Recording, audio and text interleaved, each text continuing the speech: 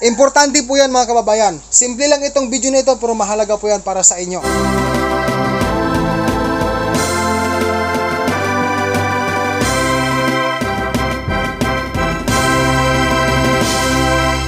King's VitaPlus Animal Feed Supplement. Kahit yung mga doktor nag-a-advise talaga yan, mga ka-farmers, isang magandang araw po sa ating lahat. Kumusta na kayo? And welcome back po dito sa aking pang-pinubring small backyard piggery. Isa po nating kababayan ang nagparating po sa akin ng kanyang problema sa kanya pong baboy inahin.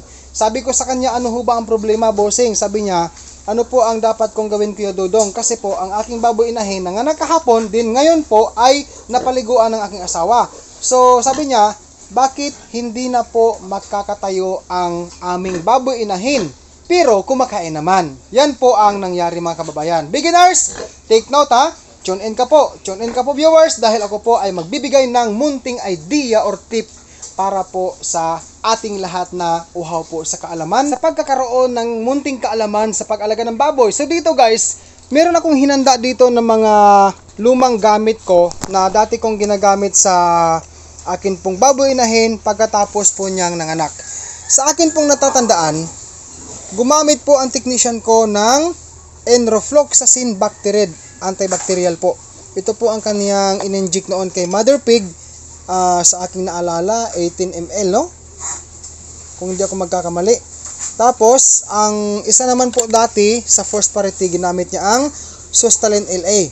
Ang dosage po ay nandito po nakalagay sa buti. Ito guys, may mga guide po dito eh. Itong Sustalin LA po ay nilalagay dito, 1 ml per 10 kilograms body weight. Yan po ang ratio na. Tapos, ang sa Bacterid naman, 1 ml per 20 kilograms body weight po. So, inject for 3 days by IM or intramuscular injection. Disclaimer lang guys, this video is not sponsored by this medicine, no? Pero guys, bago ko makalimutan, ang King's VitaPlus Animal Feed Supplement ay mabibili po sa Agribit Stores nationwide, sa Shopee at sa Facebook page ng King's VitaPlus Animal Feed Supplement. Nandyan po sa description ang link to direct order po kung inyo pong nanaisin para po sa inyong mga alagang kahayupan. Okay, so pagkatapos manganak ni Mother Pig, nagturok si technician ng ganitong antibiotic. Tapos, nag-ready siya ng alcohol. Bumili ako guys ng alcohol. In-sprayhan niya ang aking syringe. Gamit niya po ang aking sariling syringe. Itong syringe na ito ay capacity niya 10 ml. Ito guys, medyo matigas lang konti, no? Tapos, ang aking pong isang set na mga needle o karayom. So, dito niya ginaganyan guys, Siyempre, hugasan muna niya yan.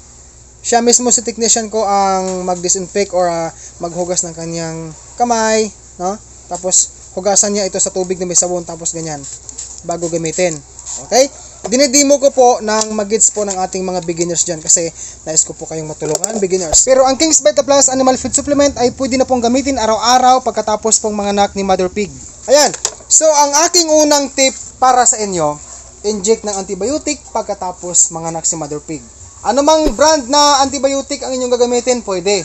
Tapos, tinuturok yan kadalasan sa gilid ng liig. IM or intramuscular injection.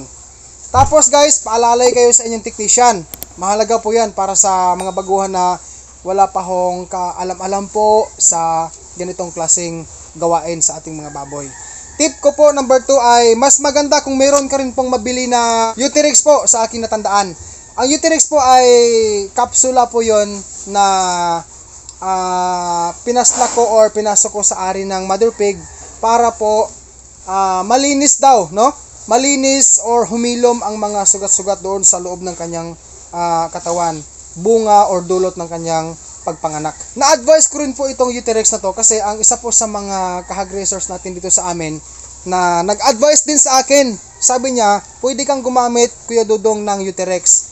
Sabi niya, ilagay mo lang sa loob, ipasok mo sa loob ng ari ng Mother Pig para po ang purpose niyan ay malinis daw ang mattress kung sa akin pong naalala. So yan guys ay sabi ng isa nating ka-backyard hog racer dito sa amin.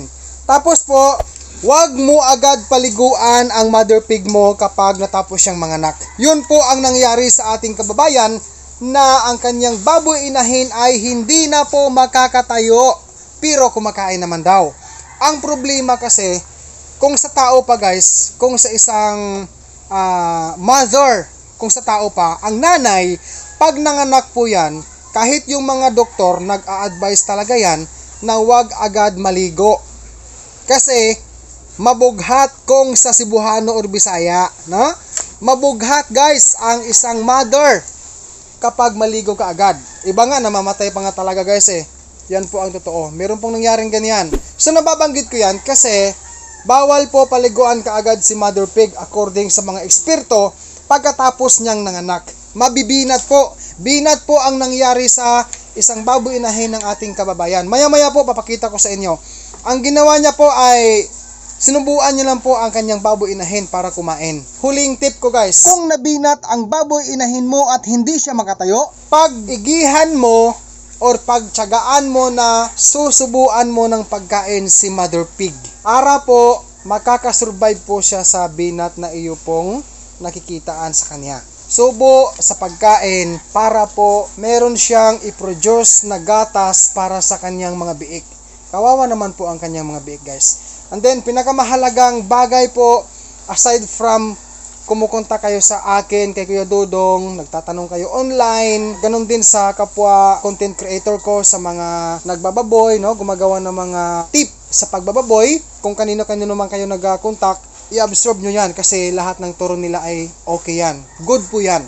Tapos, kumontak po kayo sa inyong mga brand technician dyan para po sa kanilang actual na assistance. Tandaan po natin, in summary, pagkatapos manganak si mother pig, inject ng antibiotic. Pwede kang gumamit ng Duterex, ipasok mo sa ari ng mother pig para po matulungan na malinis po ang kanyang matres. Yan po ay assurance na na-absorb ko rin sa isa kong kababayan na mas lamang sa akin or mas marami sa akin ng karanasan sa pagkakaroon ng baboy inahin. Tapos po, bawal agad paliguan si mother pig. Palipasin mo muna ang 7 days after siyang nanganak bago mo siya paliguan. Importante po yan mga kababayan. Simple lang itong video nito pero mahalaga po yan para sa inyo. Para sa inyong ikabubuti ng inyong mga baboy. Then, kumontak or wag kalimutang makipag-ugnayan sa inyong mga brand technician. Yun lang po guys, no? So guys, bago po tayo magtatapos sa video na ito, panoorin muna natin ang isang baboy inahin na nabinat po. Baboy inahin ng ating ka-backyard piggery, no? Ako po ay naaawa sa baboy na ito. Panoorin po natin. Aglalao. Isang to pajig binamil ba, dek? Ayan po guys, no, atin po makikita na talagang inaarugan ni Kuya ang kanyang baboy inahin niyan. Habang nakahiga at habang sinusubuan niya ng pagkain at binibigyan ng tubig ang inahin na yan, no, para lang makasurvive, no. So kawawa po ang kanyang mga biik din sa ganyang kalagayan. So yan po ay isa sa mga pwedeng mangyayari sa isang baboy inahin na mabinat po. Sana po gumaling ang baboy na yan. Dito sa puntong ito, Kuya, kung ikaw po ay nanonood ngayon sa video na ito, isa pa po sa mga taos-puso kong isuggest po sa iyo na habang ganyan po ang kalagayan ng iyong baboy inahin, mas maganda po siguro na lagyan mo rin ng sapin katulad ng sako, silupin sa bawat pagkain mo sa kanya para po masala ang mga pagkain na nahuhulog sa kabilang gilid ng kanyang bibig, no? Sayang po kasi ang pagkain. Suggestion ko lang naman po, ano?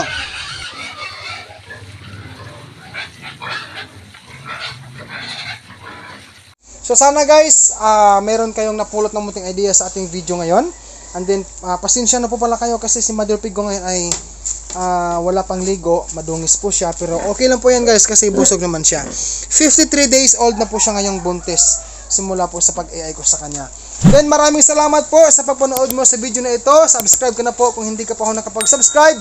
And click the bell ring para po updated ka sa mga bagong videos ko sa pag-aalaga ng baboy. Guys, mabuhay po kayong lahat. God bless po sa ating lahat.